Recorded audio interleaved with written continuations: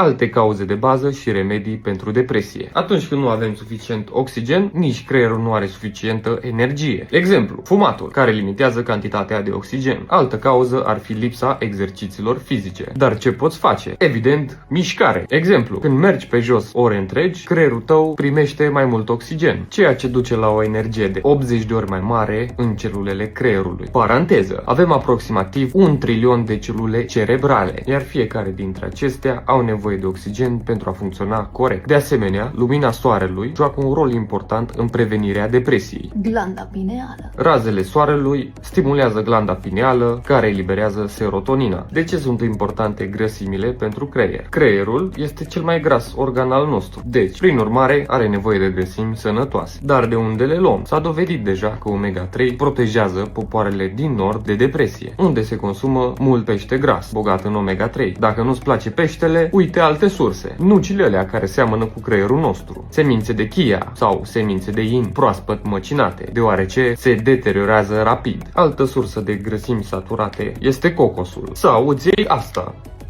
și ai scăpat de griji. Deci, grăsimile sănătoase sunt esențiale pentru sănătatea și buna funcționare a creierului. Dacă ai o dietă echilibrată și bogată în surse de omega-3, unde adaugi și mișcarea și expunerea la soare, poate aduce beneficii semnificative sănătății tale.